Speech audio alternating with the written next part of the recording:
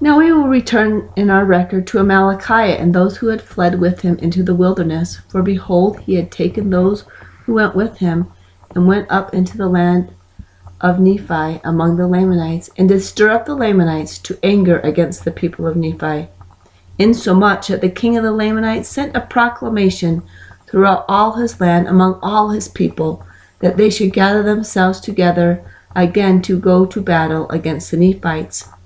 And it came to pass that when the proclamation had gone forth among them, they were exceedingly afraid.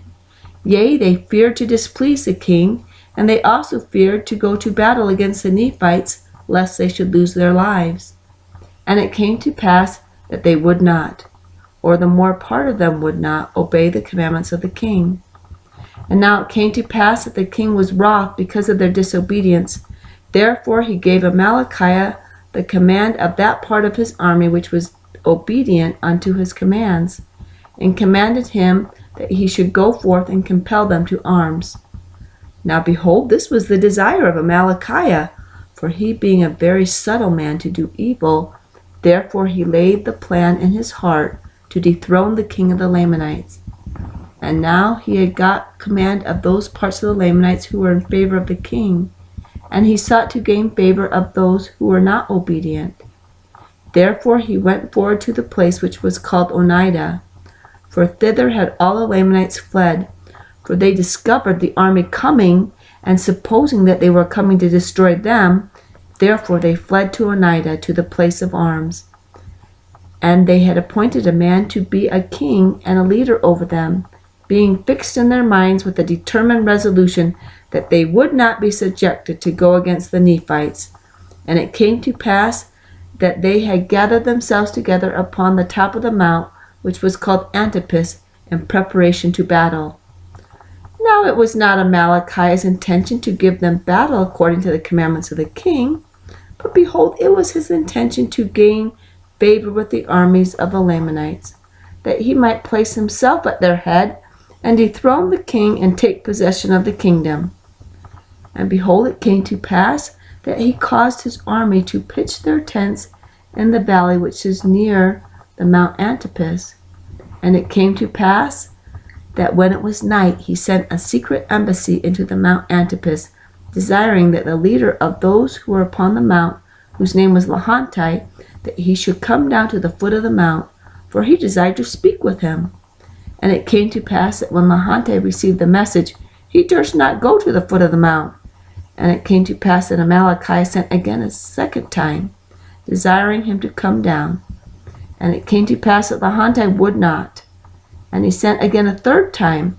And it came to pass that when Amalickiah found that he could not get Lamanites to come down off from the mount, he went up into the mount, nearly to Lamanites' camp. And he sent again the fourth time his message to Lamanites, desiring that he would come down, and that he would bring his guards with him. And it came to pass that when Lamanites had come down with his guards to Amalickiah, that Amalickiah desired him to come down with his army in the night time, and surround those men in their camps over whom the king had given him command, and that he would deliver them up into Lamanites' hands, if he would make him, Amalickiah, a second leader over the whole army. And it came to pass that Lamanites came down with his men, and surrounded the men of Amalickiah, so that before they awoke at the dawn of the day, they were surrounded by the armies of Lamanites. And it came to pass, when they saw that they were surrounded, they pled with Amalickiah that he would suffer them to fall in with their brethren, that they might not be destroyed.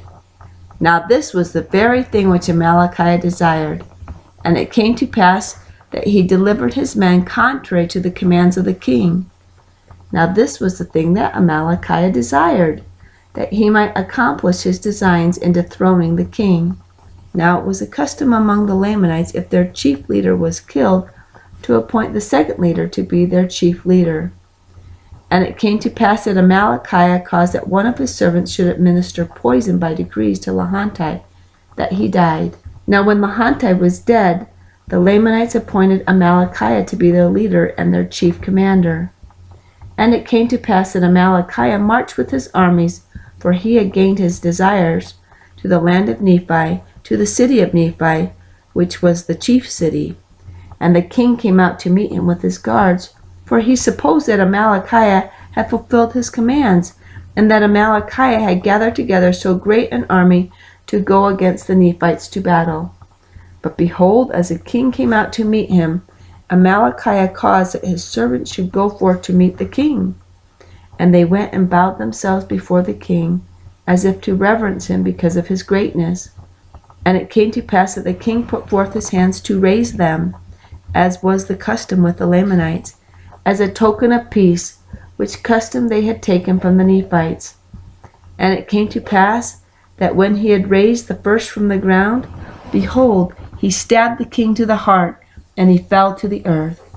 Now the servants of the king fled, and the servants of Amalickiah raised a cry, saying, Behold, the servants of the king have stabbed him to the heart, and he has fallen, and they have fled. Behold, come and see. And it came to pass that Amalickiah commanded that his army should march forth and see what had happened to the king. And when they had come to the spot, they found the king lying in his gore. Amalickiah pretended to be wroth and said, Whosoever loved the king, let him go forth and pursue her servants, that they may be slain. And it came to pass that all they who loved the king, when they heard these words, came forth and pursued after the servants of the king. Now when the servants of the king saw an army pursuing after them, they were frightened again, and fled into the wilderness, and came over into the land of Zarahemla, and joined the people of Ammon. And the army which pursued after them returned, having pursued after them in vain. And thus Amalickiah, by his fraud, gained the hearts of the people. And it came to pass on the morrow he entered the city of Nephi with his armies, and took possession of the city. And now it came to pass that the queen, when she had heard that the king was slain, for Amalickiah had sent an embassy to the queen, informing her that the king had been slain by his servants, that he had pursued them with his armies, but it was in vain, and they had made their escape. Therefore, when the queen had received this message, she sent unto Amalickiah, desiring that he would spare the people of the city. And she also desired him that he should come in unto her, and she also desired him that he should bring witnesses with him to testify concerning the death of the king. And it came to pass that Amalickiah took the same servant that slew the king, and all them who were with him, and went in unto the queen, unto the place where she sat. And they all testified unto her that the king was slain by his own servants. And they said also, They have fled. Does this not testify against them? And thus they satisfied the queen concerning the death of the king. And it came to pass that Amalickiah sought the favor of the queen, and took her unto him to wife. And thus by his fraud, and by the assistance of his cunning servants, he obtained the kingdom. Yea, and he was acknowledged king throughout all the land among all the people of the Lamanites, who were composed of the Lamanites, and the Lemuelites, and the Ishmaelites, and all the descenders of the Nephites, from the reign of Nephi down to the present time. Now these dissenters, having the same instruction and the same information of the Nephites, yea, having been instructed in the same knowledge of the Lord, nevertheless, it is strange to relate, not long after their dissensions, they became more hardened and impenitent, and more wild, wicked, and ferocious than the Lamanites, drinking in with the traditions of the Lamanites, giving way to indolence and all manner of lasciviousness, yea, entirely forgetting the Lord their God.